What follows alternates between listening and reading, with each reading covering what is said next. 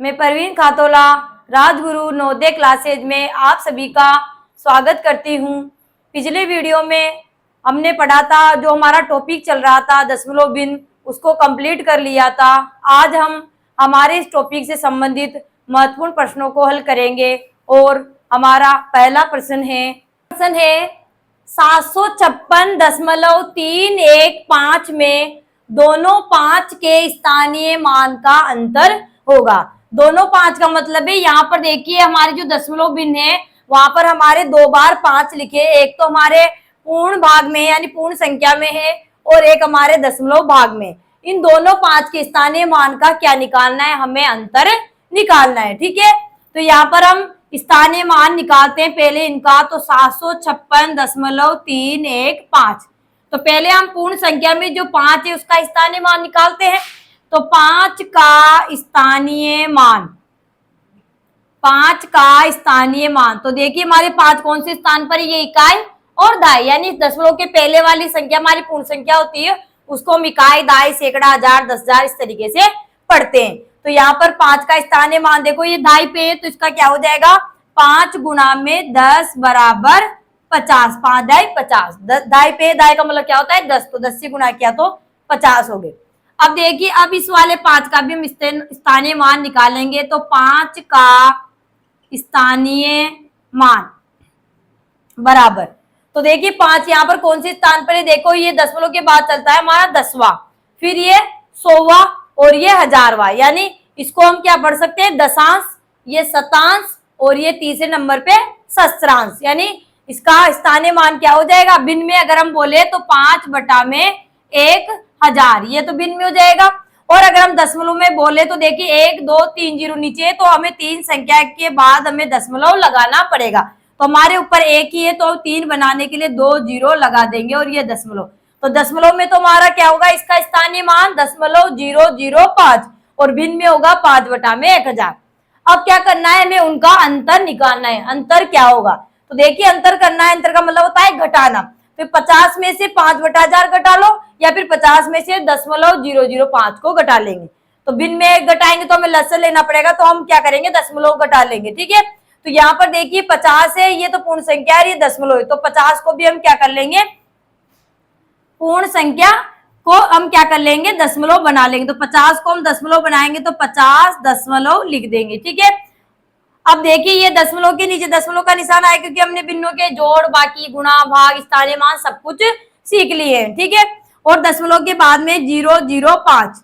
अब देखिए आगे कुछ नहीं, तो आगे भी हम 0 लगा सकते हैं। ठीक है, अब देखिए ये 3 अंकों तक है, यहाँ पर 1 भी नहीं है, तो इसको समान दशमलव बनाने के लिए हम पीछे 3 जीरो लगा देंगे, हो गया।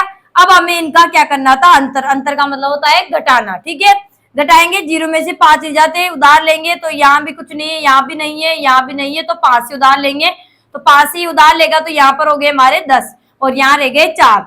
10 से 1 उधार ले तो यहाँ 10 हो गए, यहाँ रह गए 9। 10 से ये उधार लेगा तो यहाँ रह गए, हो गए 10 और यहाँ रह गए 9। 10 से फिर ये उधार लेगा तो यहाँ पर हो गए 10 और यहाँ रह गए 9। अब घटाएंगे तो 10 में से 5 गए तो 5 और यहाँ 9 रह गए थे, तो 9 में से 0 गए तो 9, 9 में से 0 गए तो 9। दशमलव के नीचे दशमलव का चिन्ह लगाना है, 9 में से 0 गए तो 9 और यहाँ 4 बच गए, 5 से उधार ले लिया था तो 4 में से 0 गए तो हमारे बच जाएंगे यहाँ पे 4, यानी हमारा आंसर आ गया है 49.995। ठीक है, हमने क्या किया, दोनों 5 के स्थानीय मान निकाले और फिर स्थानीय मान का क्या पूछा था, अंतर भी पूछा था, तो अंतर हमने निकाला तो हमारा आंसर आया 49.995। अब हमारे ऑप्शन की तरफ चलते हैं, तो ए ऑप्शन है हमारे 49.995 जो हमारा आंसर मिल रहा है, तो ए आंसर हमारा बिल्कुल सही हो जाएगा। बी आंसर है तो 49 तो मिल गया, पूर्ण संख्या मिलेगी, पीछे 9 5 95 हो रहे, मतलब 9 5 हो रहे, तो ये तो हमारा गलत हो जाएगा। सी नंबर में 50.945 है, तो ये भी गलत हो जाएगा।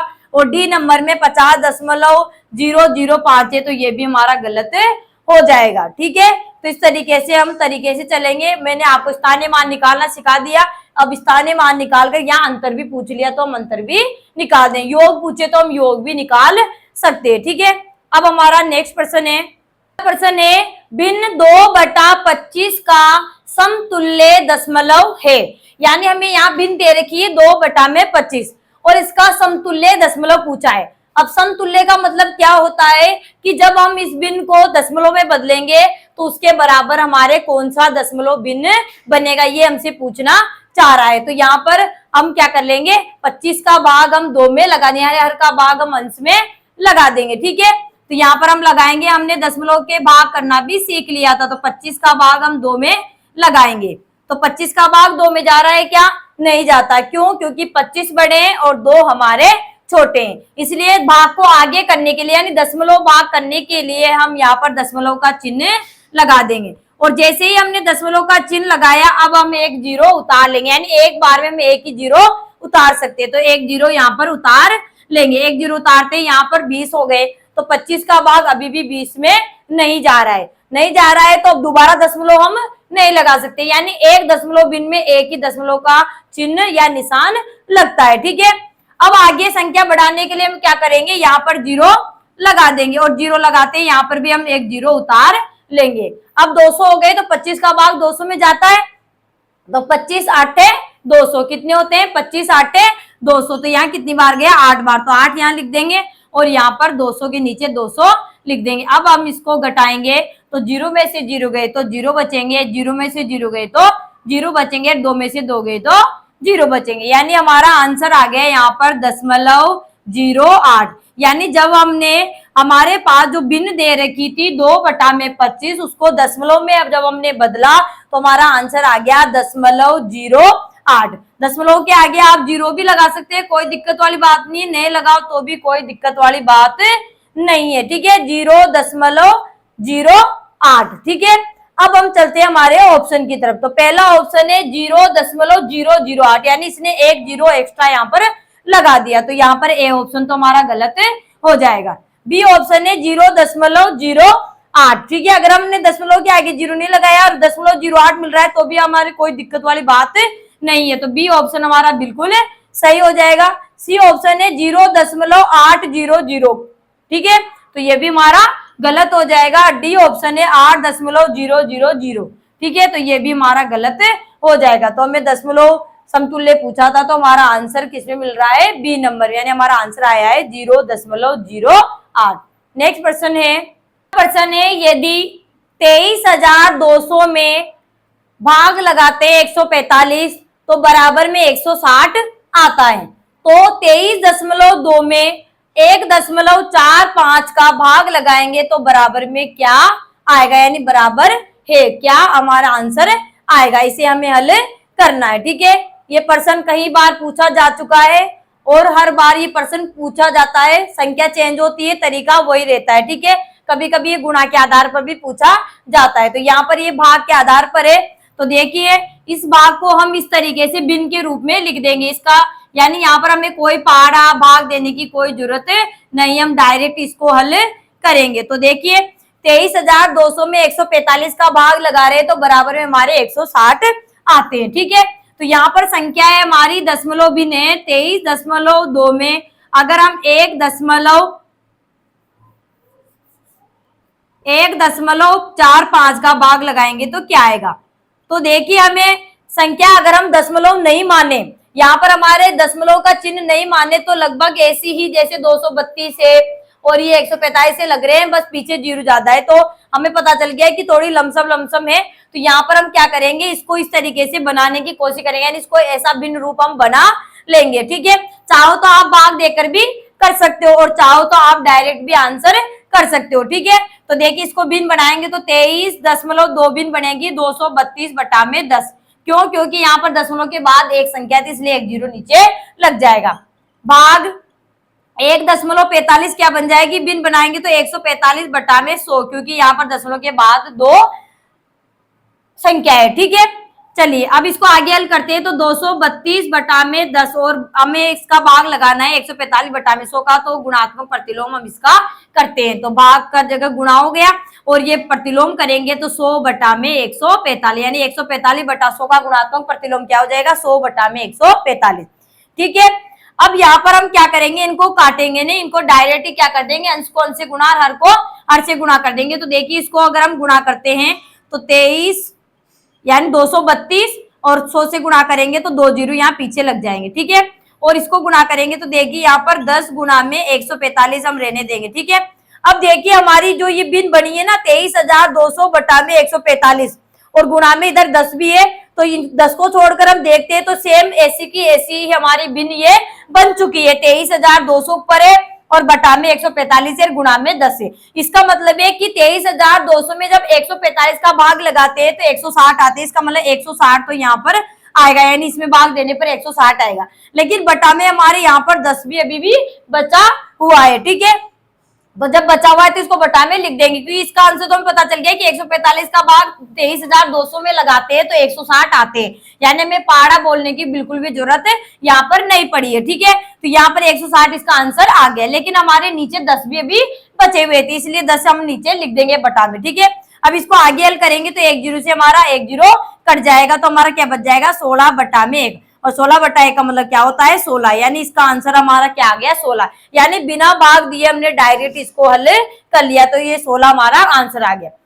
अगर आपको इस तरीके से नहीं आया है तो आप डायरेक्ट आप क्या कर सकते हो, इस तरीके से जब हमने यहाँ तक बना लिया तो यहाँ पर भी आप काट कर फिर करोगे तो भी हमारा आंसर क्या आएगा 16 ही आएगा। ठीक है, अब देखिए हमारा ए ऑप्शन है 16 जो बिल्कुल सही आया है, तो ए ऑप्शन हमारा बिल्कुल सही हो जाएगा। बी ऑप्शन में 160 है, यानी यहाँ तक जो हमारा आंसर आया था ये वाला इसने आंसर यहाँ दे दिया। ठीक है, तो ये नहीं होगा क्योंकि हमारे बटा में 10 भी बचे हुए, इसलिए 160 हमारे आंसर नहीं होंगे।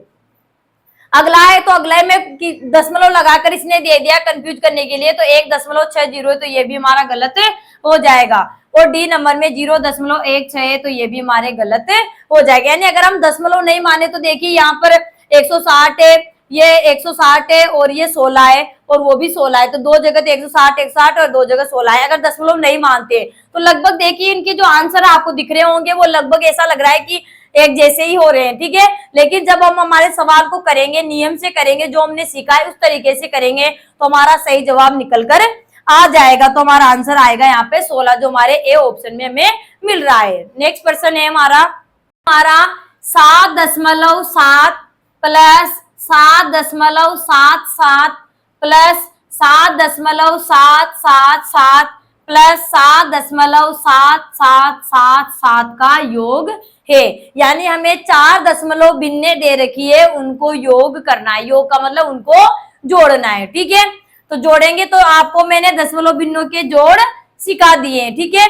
जोड़ेंगे तो पहले इन दशमलव भिन्नों को हम उतार लेंगे। कैसे उतारना है, दशमलव का निशान हमें दशमलव के नीचे लगाना है हर भिन्न का, और दशमलव के पहले की पूर्ण संख्या के नीचे उतारनी है, और दशमलव के बाद जो दशमलव भाग है उसको दशमलव भाग के नीचे उतारना है। ठीक है, उसके बाद क्या करना है, उन्हें समान दशमलव में बदलना है, और समान दशमलव में बदलने के बाद हम उनको योग कर लेंगे या जोड़ लेंगे। ठीक है, तो देखिए 7.7, पहली दशमलव भिन्न हमारी 7.7। ठीक है, थोड़ा नीचे लिख देते हैं 7.7।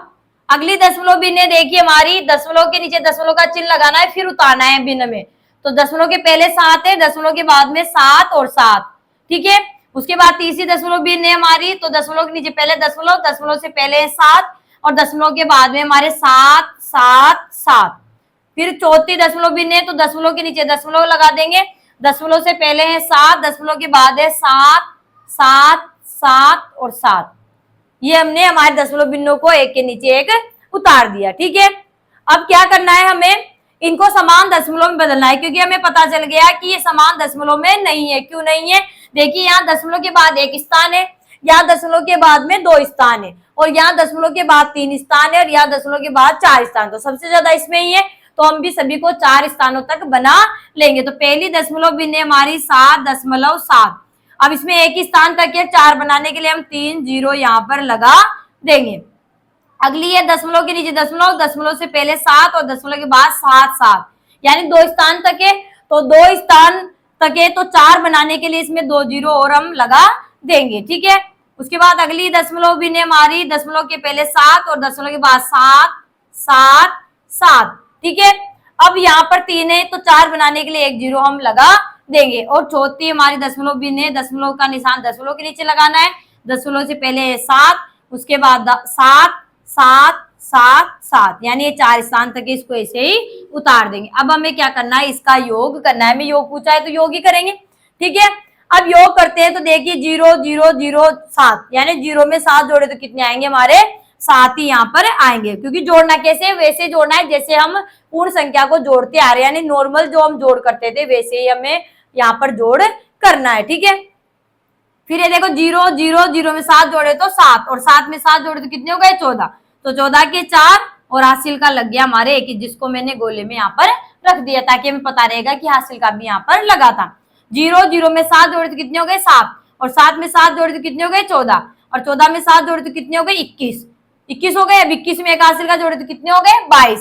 तो 22 के 2 और हासिल के लग गए हमारे 2, इसको हम यहाँ पर गोले में लिख देंगे। ठीक है, आगे करेंगे तो 7 7 में 7 जोड़े तो कितने हो गए, 14 14 में 7 जोड़े तो 21 21 में 7 जोड़े तो कितने हो गए, 28, और 28 में 2 हासिल के जोड़े तो 30, तो 30 की 0 और हासिल के लगे हमारे 3।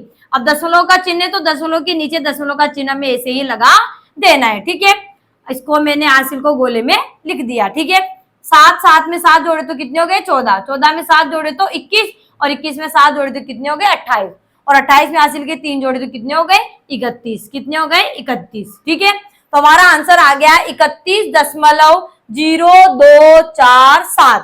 ठीक है, योग कर लिया हमने, अच्छे से जमा लिया, समान दशमलव में बना लिया, और बनाने के बाद हमने इनको आराम से जोड़ा तो हमारा आंसर आ गया। अब हमारे ऑप्शन की तरफ चलते हैं। तो पहला ऑप्शन है 28.2828, जो नहीं मिल रहा है तो ये तो गलत हो जाएगा। दूसरा है हमारा बी वाला ऑप्शन, उसमें 28.2847 है तो ये भी हमारा गलत हो जाएगा। ठीक है, सी ऑप्शन है हमारा 30.0247, यानी पीछे की तो देखो मिल गई, आगे में बस यहाँ पर एक नहीं है, 30 है, 31 की जगह 30 आ गया, इसलिए ये भी हमारा, इसलिए आपको ध्यानपूर्वक जोड़ना है, हासिल का सब ढंग से लगाना है, नहीं तो गड़बड़ हो सकती है। और ये भी देखना है कि हमारी दशमलव भिन्ने कितनी है, यहाँ पे 4 है तो 4 ही होनी चाहिए, 4 की जगह हम 3 जोड़ देंगे तो हमारा आंसर गलत हो जाएगा। और डी ऑप्शन है हमारा 31.0247। ठीक है, और ये हमारा आंसर भी आ रहा है ऐसा, तो बिल्कुल डी ऑप्शन हमारा बिल्कुल सही हो जाएगा। इस तरीके से आसानी से आप अपने आंसर तक पहुंच जाओगे।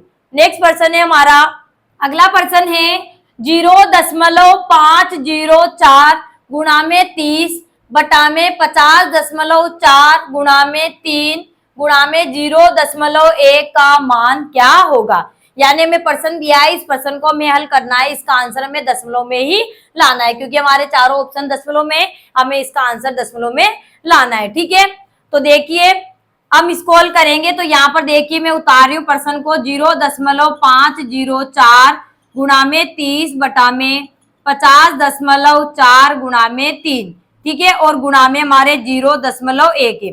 ठीक है, तो इसको क्या कर लेंगे, हम क्या करेंगे, इनके सारों के दशमलव हटाकर इनको साधारण संख्या में ले आएंगे। ठीक है, तो देखिए ये हमारे पास देखिए ये 504 गुणा में 30 और यहाँ पर बटा में 50.4 थे, इसको हम 504 बोलेंगे, गुणा में 3, यानी इनके दशमलव हटाएंगे, और यहाँ पर देखिए गुणा और 0.1 है तो इसका 0 यहाँ पर दशमलव हटेगा तो ये 1 ही होगा। अब ठीक है, अब इसको भिन्न बनाएंगे, पहले इसको बना लेते, तो एक दशमलव के बाद एक संख्या है तो ये बन जाएगा 1/10।